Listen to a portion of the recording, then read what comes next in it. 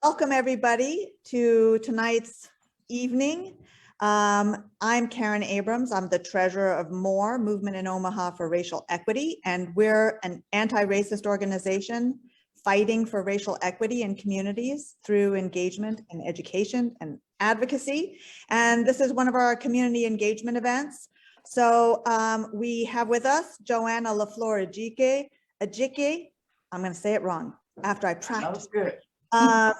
She is the new executive director of the Malcolm X Foundation. And I was going to be joined by co-host Alex Johnson, who is having a family emergency that he's dealing with. So he may join us later if possible. So Ajmal Bindan, the chair of our board, our 100% volunteer board, by the way, is going to step in and help out in the interview section of this. So JoAnna, I'd love to give you a minute to introduce yourself to everybody here.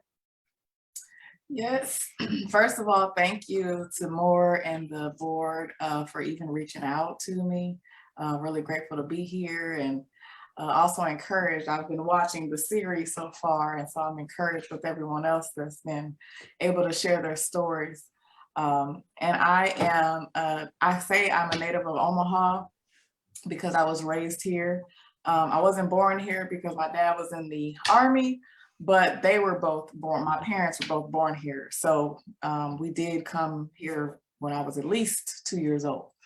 I was born overseas. So anyway, I am a native of Omaha, and for me, this is a full circle experience, having this opportunity to be in this role. And so I'll share more about that. And I am recently married, and even more recently a mother. So that is the most exciting new journey I'm experiencing right now. My daughter Erica is 5 months old, and she's with my husband right now, so that I could have a couple minutes without her in the background. So thank you. Well, wonderful, wonderful. Thank you so much. So we usually like to start off these conversations asking folks a little bit about their personal experiences. So we wanted to ask you, what is your own personal experience with racist oppression and discrimination, in particular in Omaha? Yeah, so my journey is, I'm a Midwest girl, and I am really, I had to think about this question a little bit because, you know, people have their perceptions when they see me. And I didn't realize that those perceptions affected my experience in my childhood and into my adulthood. So a lot of times people are, have these assumptions about people when they are fair skinned.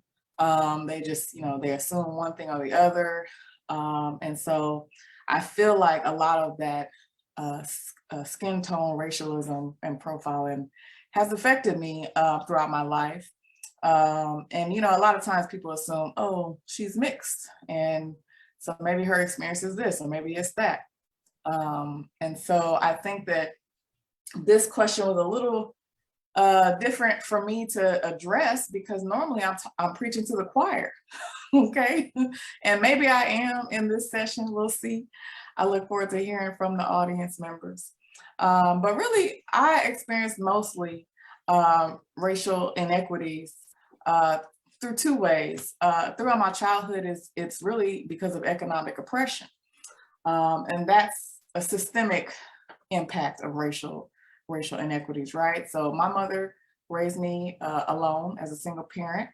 And with that came the territory of her having to work more than one job at times.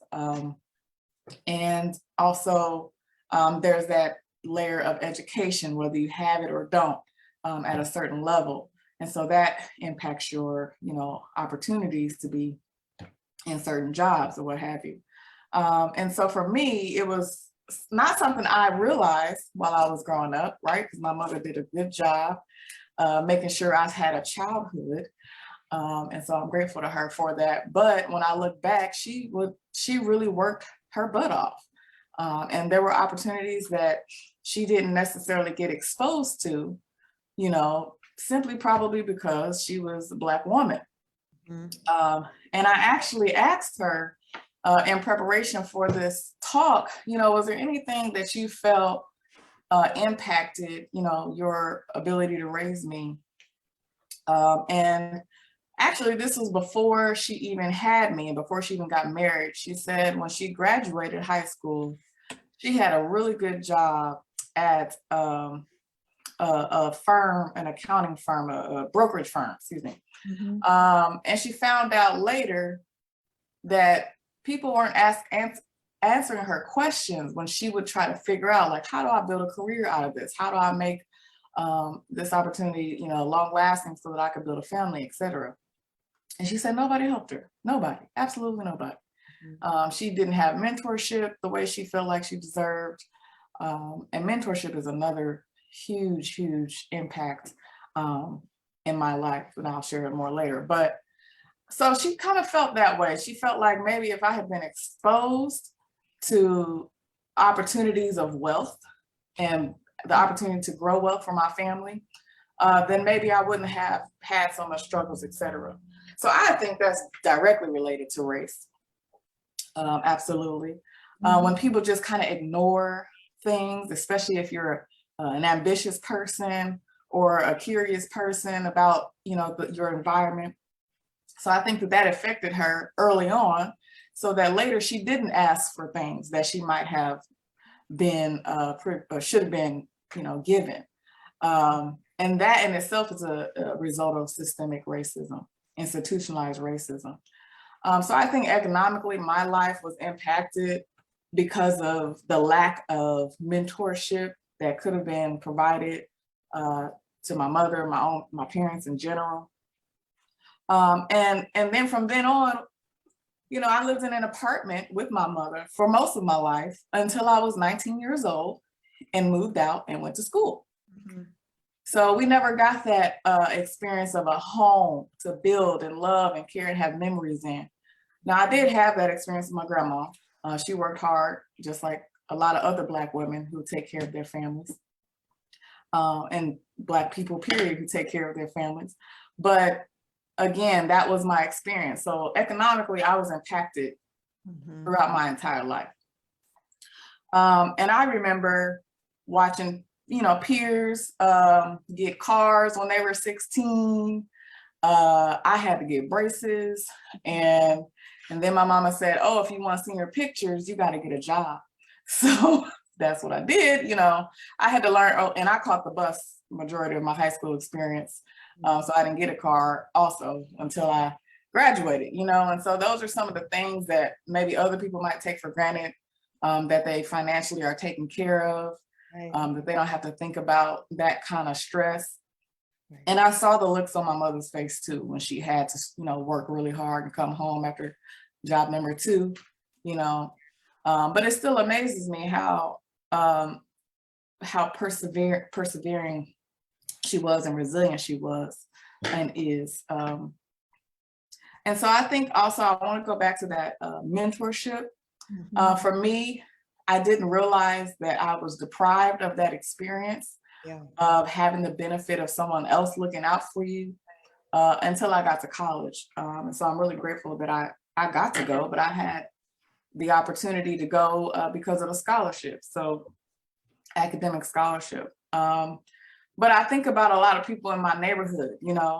I grew up on North 30th Street. So that experience, I was around people all day long who had different varying impacts with economic oppression.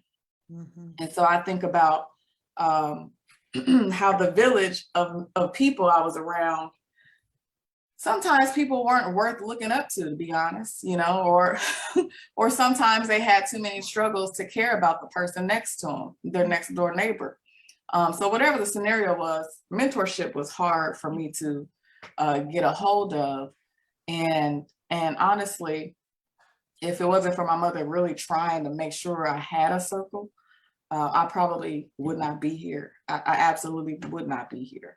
I could have been, consumed by so many other things that are the effects of economic oppression, Yeah.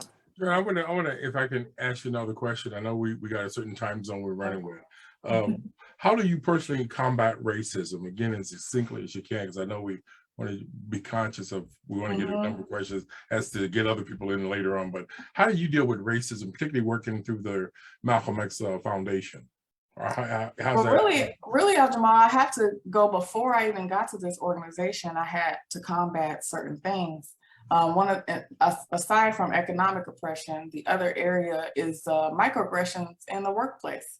You know, that's something that I dealt with, and it really caught me off guard when I graduated college.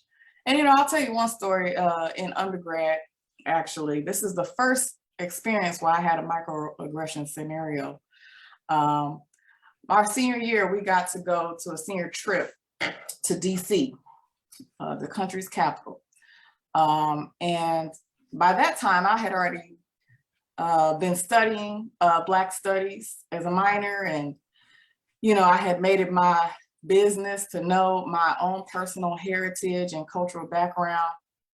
And so I was always rambling about things I've learned. And so anyway, this particular group I was going to DC with was through my major class of journalism and public relations. Now, Black people in general are not commonly employed in this sector of communications and PR.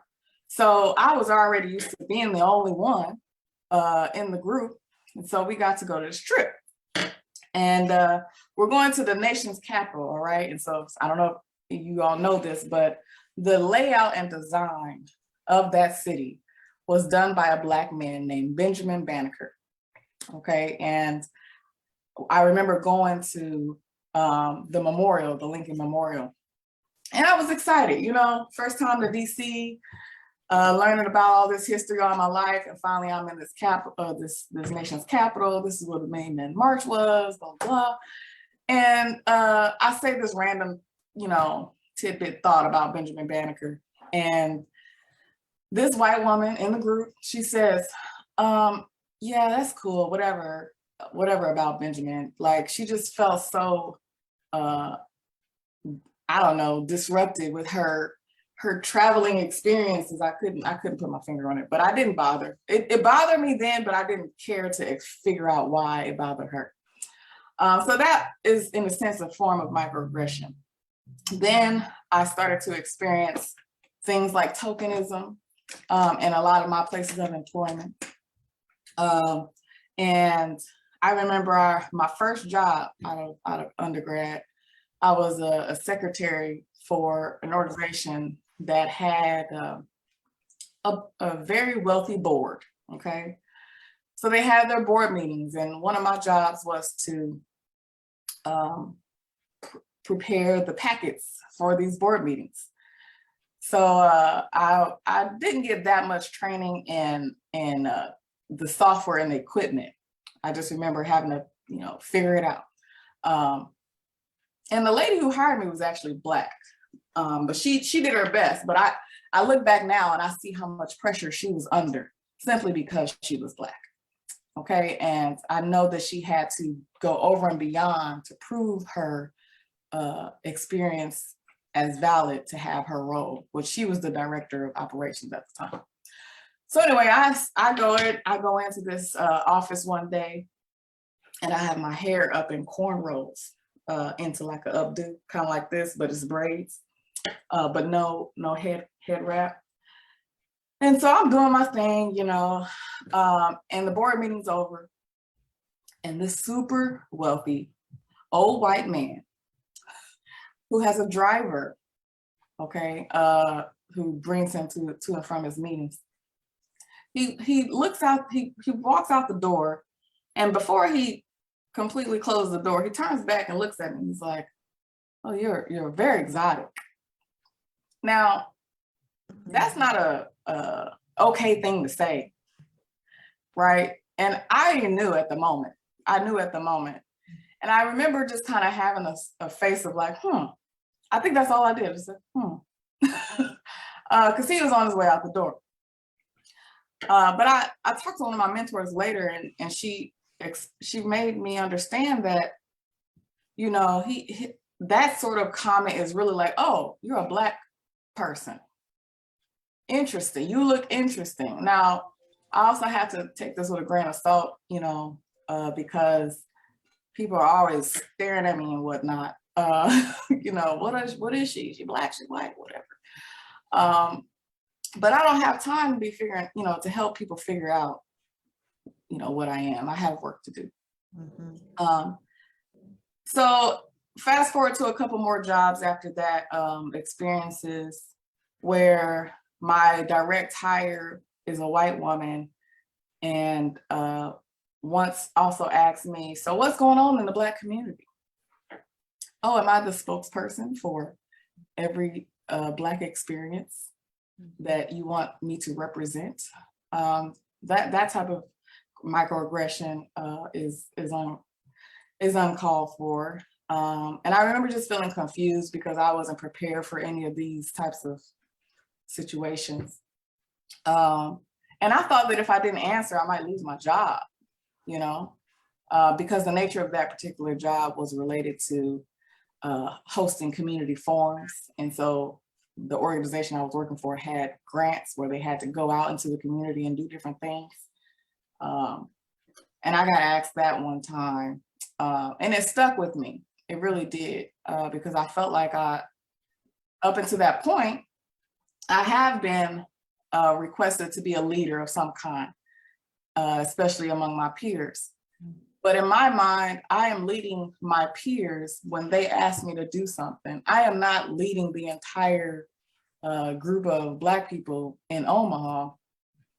And respectfully, I don't represent a lot of Black people, but I'm not responsible for responding to a white woman asking me to speak on behalf of them.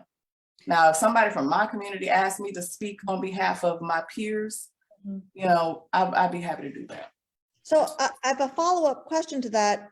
So, you know, these experiences, that's that cauldron of racism that you're, you know, growing up in and coming up in.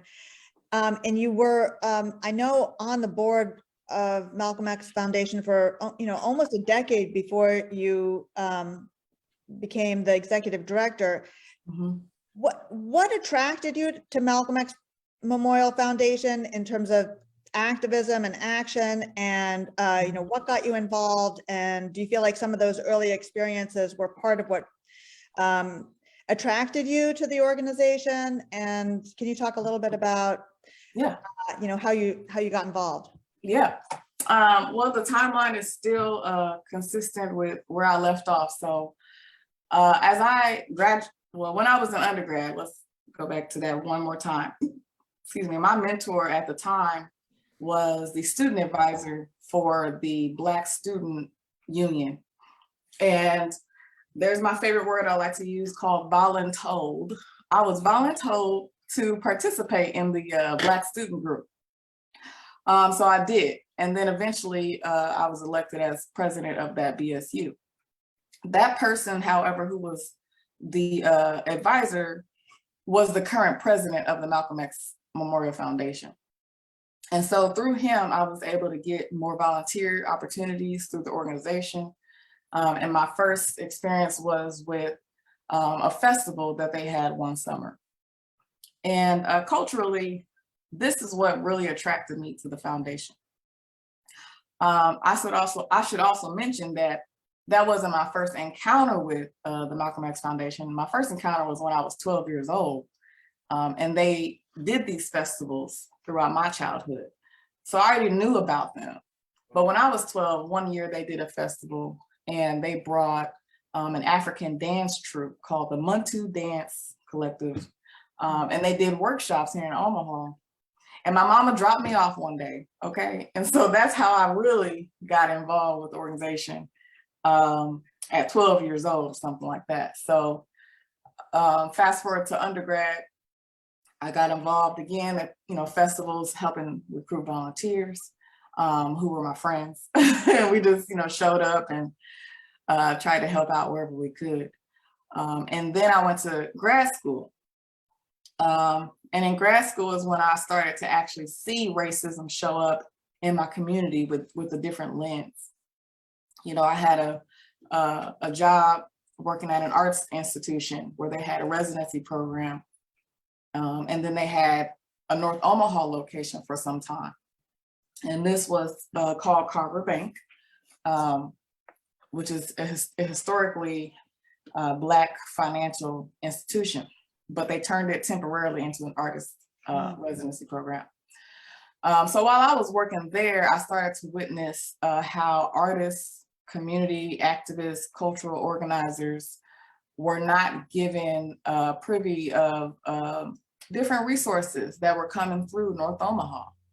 Okay, you had a lot of money being thrown at North Omaha at the time, because in 2006, there was a major article released in the World Herald that stated the Black child in Omaha, Nebraska is one of the poorest among the nation.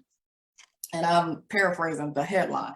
Yeah. But it was a national storyline. And so that caused a series of articles to come out investigating, why are Black children so poor in North Omaha? What do you mean Omaha has this and that? We have Warren Buffett, we have all these millionaires here. What do you mean Black children are poor?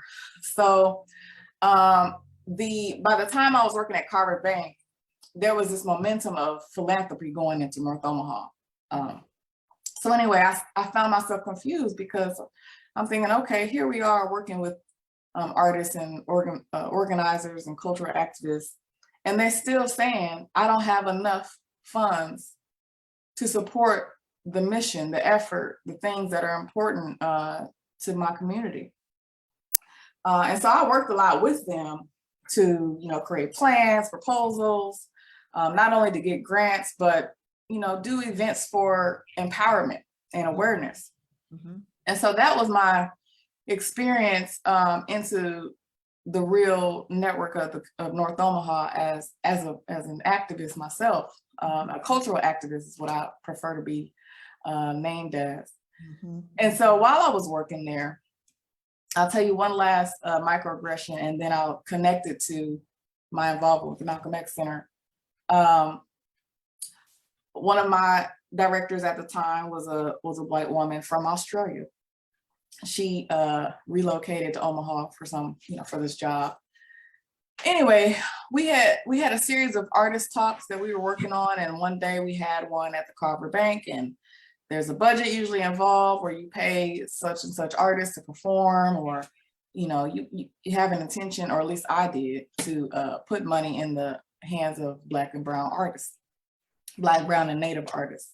Mm-hmm. So that's what I was responsible for. And one day we had this artist reception, and everybody's in good spirits, and I'm sitting at a table talking to the current intern, who's a Black woman. Mm-hmm.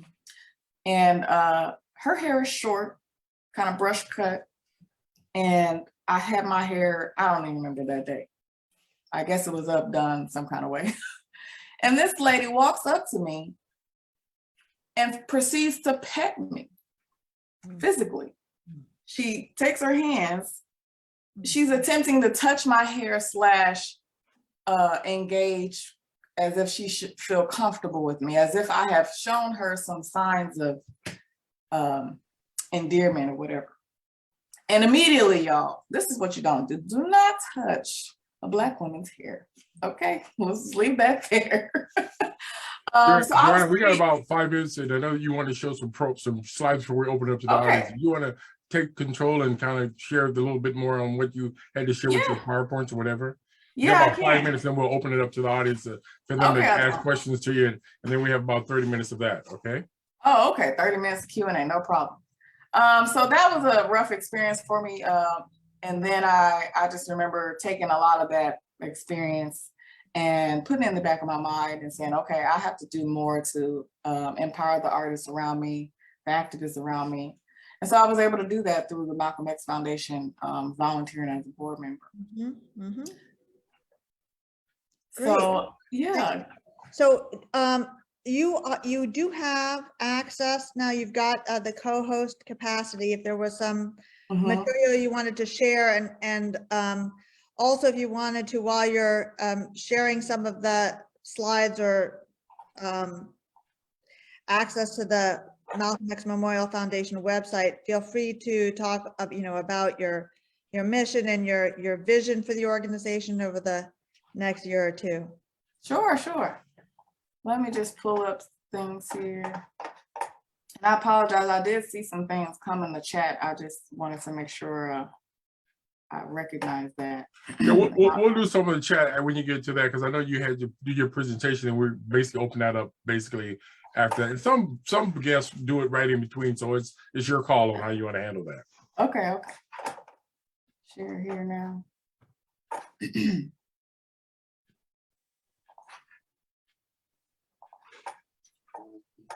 All right, let me know if you're able to see that here. I see it now, we see it, good. All right, yeah, so I do want to make sure I share with the organization, with everyone, our mission as an organization. We recently did strategic planning, and so this is what came out of that, that process. Although the organization has been around for 50 years, it was time to shift. So here's our mission statement. I'll read that aloud. The Malcolm X Memorial Foundation is focused on preserving the human rights legacy of Malcolm X, El-Hajj Malik El-Shabazz, while prioritizing self-reliance and determination through radical movement building. And so that's our new mission. And really we are focused on that through these two vision areas. We aim to educate with a focus on the African diaspora and providing liberation through incubation of grassroots transformative programming. We envision an empowered community of self and family, thriving in equity, leading as a creative common ground for Afro-American centered or action-oriented activism and leadership development. And so that last nugget there of being a part of an empowered community, self and family, and doing things in a space where we are action oriented, that is really how I've had my experience as a board member. So I just wanted to make sure I share that with you all. And then collectively as a board, when I was a board member, we did the strategic planning. And so I did participate in that process, but we kind of came out with 3 sort of broad areas of what we want to focus on for the next 1 to 3 years. And those 3 areas are broadening our reach, because we know that the organization is not just an Omaha-based organization, that we can really impact people nationwide. So broadening our reach. Also, we need to enhance fiscal and operational sustainability so that we can grow as an organization, so that people can come after me and do what they are called to do. And then lastly, we want to make sure we're developing the grounds. We have 17 acres around the birth site of Malcolm X, Malcolm X's home, which is at 3448 Evans Street. And so we want to make sure we create community space for that, for those grounds. It includes the outline of Malcolm X's home, where it once stood, and some outdoor seating areas. So if you haven't been down to the grounds, you're more than welcome to come on the weekends. There's no tour scheduling required from 12 to 5 p.m. on Saturdays and Sundays. But if you do want to have a group tour of the grounds, you can schedule that on our website. So Great, thank you. yeah, no problem. So I think that is my alarm saying that it's time to open it up for questions. Okay. So I think we have a small enough group here. We can just say unmute. Unmute if you have a question or comment for JoAnna.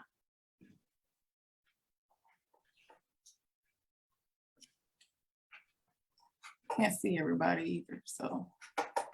Yeah, no, but before they respond, a question threw out to me, and I think we talked about a little bit earlier. If somebody want to know more about Malcolm X or the center and whatever, your location, you say the address, but it's close to Bedford, 34th and Bedford. Give me exact, it's Evans Street, but how far is it north of Bedford or some other streets that people know? Yep. Really, if you know where Timeout Chicken is on Okay, thank you. 30th and Evans, it's right up the hill from Gotcha. there. Thank you. Yeah. And so learning more about Malcolm X is one of the primary things that we are focused on. So of course, preserving the grounds where Malcolm's home was, and the connection to his life story. And then, you know, talking about Malcolm X and Oops, I think JoAnna just froze up. You froze up for a second there, JoAnna. oh, okay. We also prioritize, oh, it's telling me my internet is unstable. Oh no. Malcolm's story, right? And the fact that he evolved so much in his lifetime. So when you come to the organization, you know, you have the opportunity to learn about Malcolm, as I did.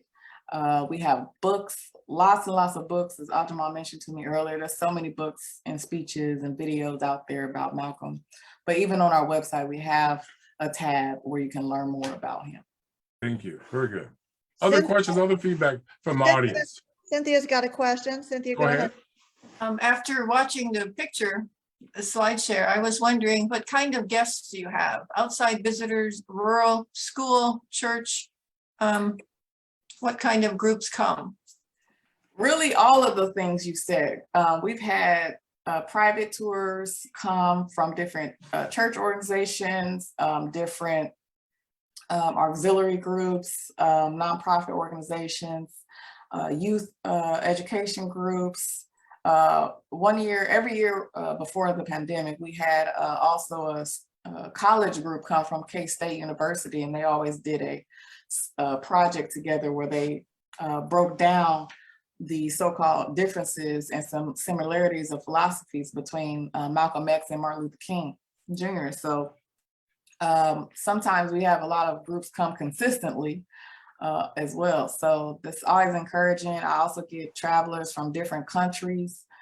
They're visiting for whatever reason to Omaha, and they always add the Malcolm X Foundation as a stop on their trip. And so it's gratifying to meet people from different walks of life who've been impacted by Malcolm X. JoAnna, a quick question on my point. I know you just alluded to it earlier, you got 17 acres of land. What do you guys do with all that land? I've actually seen it, and it was, at least the last time I saw it, it was undeveloped per se. It was just land out there. So is there some long-term plans to do something with that land? Absolutely. So in 1971, Rowena Moore founded the organization, and she started with 9 acres. And she was able to do that with the help of Malcolm X's oldest daughter, Atala Shabazz. And Atala went on the radio in New York and campaigned and fundraised to get that first 9 acres. And Rowena's vision is what we are continuing on with as we grow as an organization. And she envisioned an outdoor amphitheater, a cultural education center, and just an overall convening space for the entire Omaha community, and of course, regionally and nationally. So that's what our plan is. It's about $22 million. And when we initially moved into our first building in 2010, we got started right away. And so what you're able to see when you go there now is an outdoor plaza area that we host events and really try to get people to feel connected to the space. See, Nick has his hands up. Nick? Yeah, I have a question. Thanks, JoAnna, for being here. And thank you for laying out the 3 kind of organizational goals. That was really cool to see. I had a question about the first one with broadening reach. Are there specific organizations nationally that you guys have identified you'd really want to connect with? And related to that, I'm curious if you think when it comes to economic sustainability, do you think a lot of that is going to come from sources beyond Omaha, or is it more of a local focus on that piece? Yeah, I would say to answer the first part of your question, honestly, we are starting a few things from scratch. You know, we've been preserving the grounds for so long that other organizations outside of Nebraska haven't always been a priority to connect with. So we're really open right now. We're open slate to thinking about the best relationships to have. But one that is the most important to have a relationship with is the family, the Shabazz family. So the Audubon Center has been renamed to the Malcolm X and Dr. Betty Shabazz Cultural Center in New York. And so personally, that is the one main organization that I plan to make sure I build a relationship with. Also, Malcolm X lived in a few different cities. And so all of those other cities are also either actively working on or already have gotten their own historical designation. And so it's my plan to reach out to all of them as well and really make sure there's a concerted effort when it comes to the experience of people who appreciate his journey and want to go to those different places that Malcolm lived in. And so the second part of your question, economically, you know, it's supposed to come from all over, because essentially when you're talking about breaking down and fixing a lot of racial inequities, especially with economics, you have to bite off as much as you can. And so with that, my goal is to reach, while I'm reaching out to these other organizations, is to think about some streamlining efforts that improve wealth in the Black, Brown, and Native communities. And so that includes creating jobs and pipelines that are relevant to us being a self-sustaining entity. And so really it depends on the mission of the donor as well, because if that's not their mission, I won't be bothered with reaching out to them, to be frank. There's a lot of people who are giving and who care about Black, Brown, and Native people having their own wherewithal of stability. And so that's the type of funding that I'm going to prioritize. Laura has her hand up. Laura, I see your hands up. Hi, sorry. I'm a teacher in Council Bluffs, and I know a coworker of mine is on here as well. And we have some students that have been doing a project where they're researching and learning about racism. We teach fifth grade, and we were just wondering, if you were to talk to young people 10 years old, what would you say is most important for them to know about racism? What a good question. I think about what it means to be inspired and have access to information. And so if I were to talk to a 10-year-old, and honestly, 10-year-olds are smart, okay? So they might be asking some serious questions like this. And I would personally ask them to think about how they might feel if they didn't have access to education, and get them to understand the importance of what it feels like to have someone invested in you, someone who cares about how you learn and grow. And if you don't feel like you have that sort of support, it's more than likely a result of racism. It's because support shows up, and if you feel empowered with support, when you see people who look like you in the room, and you have to start there, honestly. So that is one example of the impacts of racism, especially in the education sector. And so I might start there. And if they have some follow-up questions, and, you know, honestly, it's such a hard topic to talk about to young people, because the things that they are witnessing are the result of the systems that have been perpetuated by our generations and the generations before. So you have to really have a heart-to-heart moment with yourself and say, are you ready to talk about these things as an educator? And truthfully, you know, one of the things we want to do, education was a part of our mission. If you saw, we have a curriculum that we've been working on to help educators talk about Omaha's history, racial cultural history, as well as the story of Malcolm X. And so that's honestly something that I feel our organization is positioned best to help empower other educators. So I hope that that is encouraging for you. And maybe wait until, encourage them to, you know, do the research at home. But when I was 17 is when I read the autobiography of Malcolm X. So there are some children's books out there actually that have done a more compressed version of Malcolm's story. And also one of his daughters, Ilyasa, has written a couple children's books too. So if you want to look into those. Other questions, other feedback? You know, I hate to interrupt in this one, but one of the things I would think is important is just define the terms, because so often in my work of teaching or whatever, people confuse prejudice, racism, and biases. They're synonyms and they're not. So again, even though we're talking about young people, you go with maybe the dictionary operation definitions of them, but remember racism has to oftentimes do with power and race. So again, you can't sugarcoat it or use a after, you know, some kind of sweet sounding words or something, but just gotta come out and say it. And again, maybe give examples of it. And then they see examples and they sometimes don't know how to define it. But again, it's a search on how do you make sense of it. And I think we as adults, we need to tell the truth and tell exactly what each one of those words means and maybe give some historical understanding. And again, it becomes, they look up to us as adults. And so we at least make sure we know those definitions and then we can go from there. But yeah, appreciate the feedback, other questions, other reactions. This is a lively group here. Come on now. Well, I have a question while we're waiting for other people's brains to ferment and come up with other questions. My question is, I saw in one of the focuses, and I don't remember exactly the wording on the slide that you showed, was about action. And I'm wondering, how do you think that the Omaha community can best be activated and energized to engage in anti-racism and to follow through with some of the teachings of Malcolm X? Yeah. Oh, Karen, this is such a good question, because I think people might initially be overwhelmed with how do they get involved with whatever they're passionate about.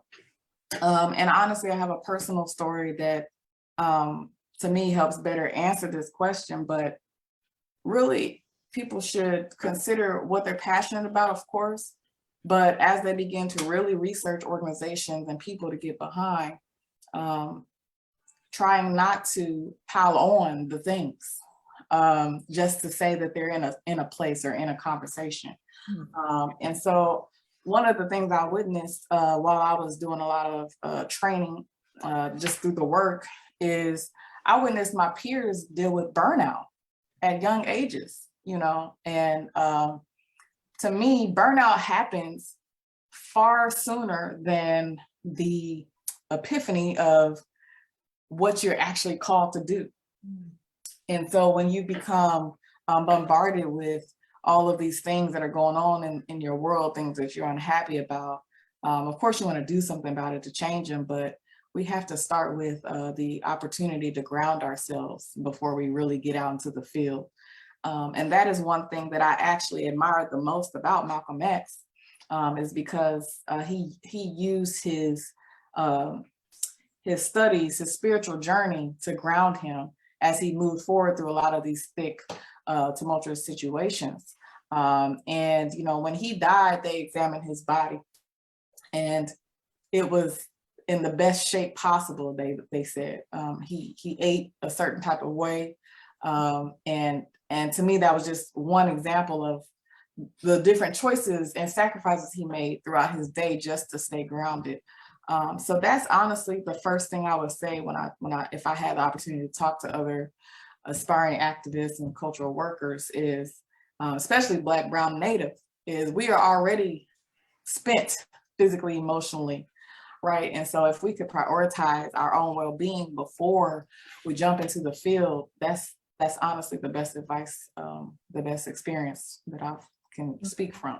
JoAnna, you did not allude to it. I'm going to bring it out. I've noticed that you've had some volunteers come and help you do something with your work because you had service learning. So are other ways that people can actually volunteer if they visit the center to help out with some of the logistics of the location?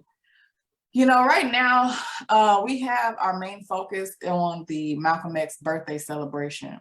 And so I'll share more about that when I get a chance. So right now we want volunteers to help with that week, May 19th, which is Malcolm X's birthday. And then we're doing a series of events from the 19th through the 22nd. And people have the opportunity to help with greetings, setting up. We have an exhibit for that week. Additionally, we were going to do a luncheon with Amir Locke's mother, Karen Wells. Wow. And then we are going to have tours ongoing for that week. And then lastly, we're going to have some sort of discussion around a video or film documentary about Malcolm X. So right now we need volunteers for that week. And right now we're just doing a general awareness, save the date. There will be opportunity to get tickets to the luncheon to hear Karen Wells. But if you go to our website or Facebook, I'll have some of those links available. We are almost there, but the save the date is out. And as far as the landscaping goes, later this year, we will be doing more with we have a community garden, Shabazz Community Garden. And so that's an opportunity for people to learn about how to be self-sufficient as a people and taking care of ourselves through health. So we have a few about 2 acres of community gardens where people can learn to garden and cook good, healthy food. So there will be an opportunity for that soon, but we're not quite ready for the drove of volunteers, but it is garden season. So if there's anybody who has the green thumb or desire to have one, that's also an opportunity to come up and get involved. Can you put your, while you're talking about that, can you put your email address? People can volunteer in the chat. Also, I'm seeing there's an interesting question here while we're doing that. When speaking with the guests who are exploring the life of Malcolm X, what do you learn from their questions? Is there a difference, do you find, between US born folks and others? Absolutely. I'll just put my email in the chat there. Malcolm X's life has so many phases to it. And so when you get a tour, that's what you will learn about. But essentially the people from the US who are invested in understanding the Black experience typically ask questions about Malcolm's involvement, right? And they ask more questions about his philosophy or his involvement towards the latter half of his life about founding the Organization of Afro-American Unity, which is about unifying Black organizations and providing opportunity for them to be stage front with the United Nations. And that is a whole lecture in itself. So the people who are invested in that sort of history, you get history buffs who come, and it's really fun to engage with them. But occasionally you get people who are a little naive to the different phases of Malcolm's life, or they somehow stopped their research at the Nation of Islam and didn't think about the fact that Malcolm lived and traveled as well after that time of his life. But people who are international, they love to just absorb the space and the history of Omaha taking pride in Malcolm's story. So I get to really share and watch other people who give tours, because it's not just me. We have all the board members in the past have been trained to give tours, and we have 2 tour guides who can answer a lot of questions. But internationally, they have a lot more respect for the evolution that Malcolm had. Interesting. Other questions, other feedback? There's a number of folks on this set that I'm like, why are you so quiet? I'm not used to being this quiet, some of y'all.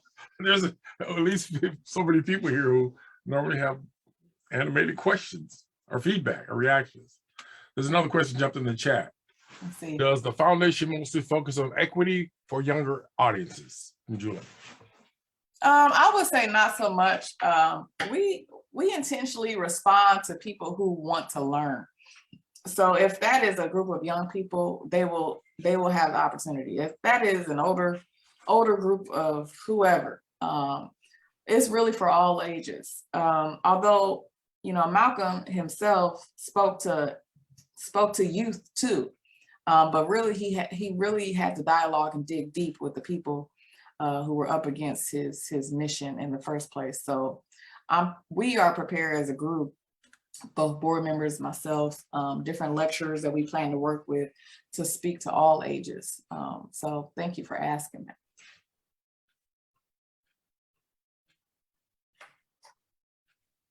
I got like 5 questions, but I'm not going to ask them as the moderator with Karen, co-moderator.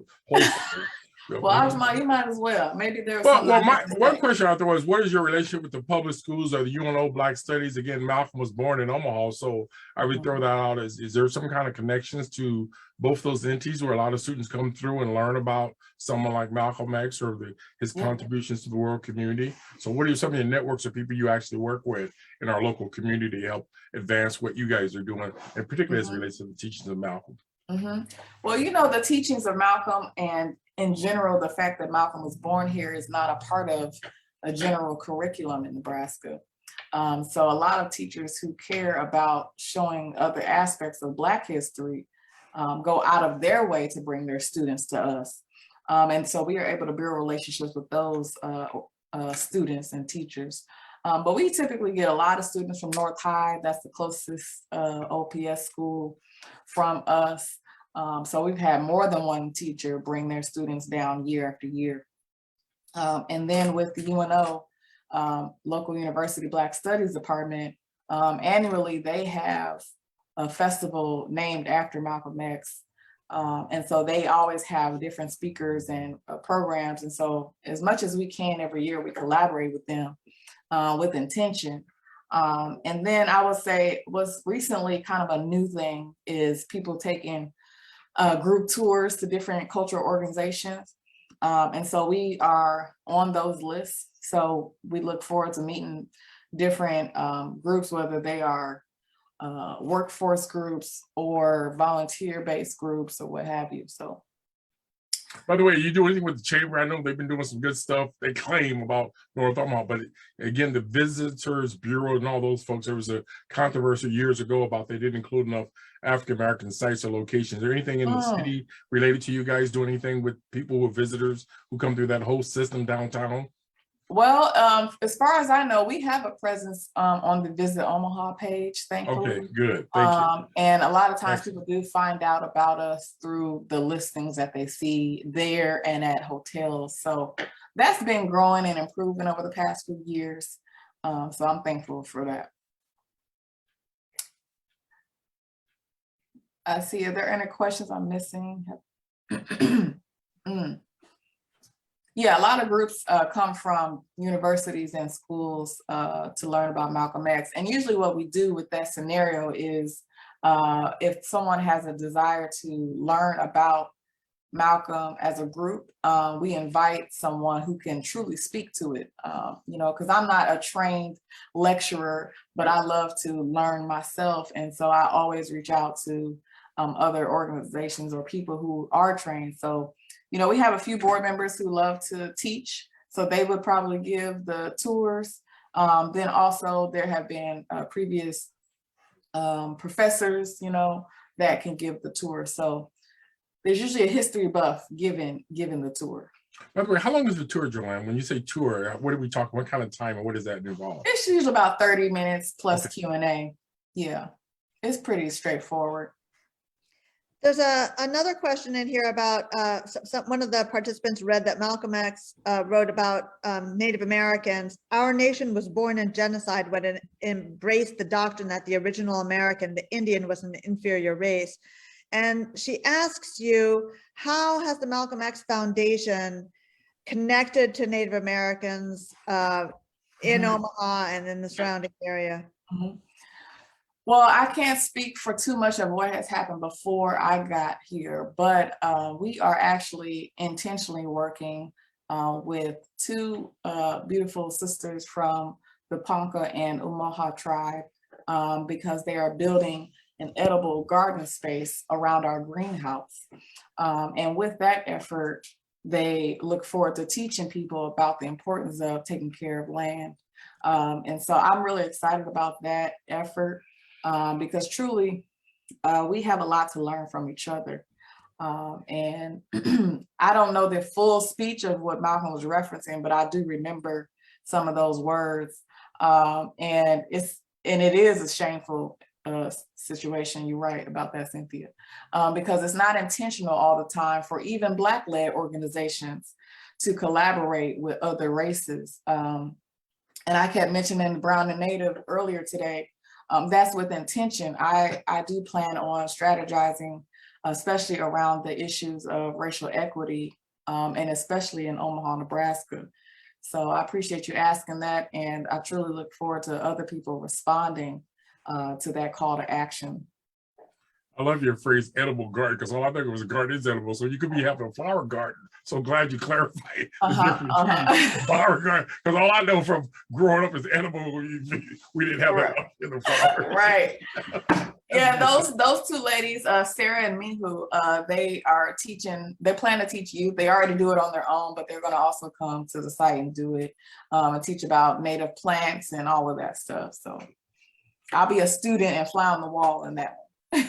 We got about 4 minutes left or so. Other feedback from folks before we, get to the very end, because we also want to let JoAnna to have some closing. I did also want to let folks know that I've put the evaluation link in the chat. You can cut and paste that into your browser, or just you should be able to directly, it's a hot link. You should be able to click on it and open that up. So we just really appreciate your feedback and thoughts, and it helps us to improve the work that we're doing. So just one thing I wanted to tag on. Questions? And if not, JoAnna, we're going to let you close out the show with any closing comments you would leave with our audience or with our participants today. JoAnna?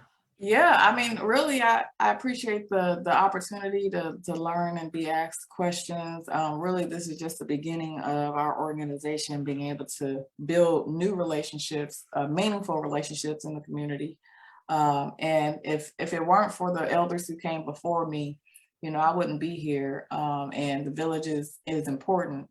So I like to just share with everybody else, if you have the chance to collaborate with somebody in your village or your network, and not work in a silo, that is the most important thing that we can do right now. That's what Malcolm was doing before the last few years of his life. He was building a community of people who cared about the same mission. And even after his pilgrimage from Mecca in 1964, he made his way back to Omaha and spoke at the Civic Auditorium in June 30th, 1964.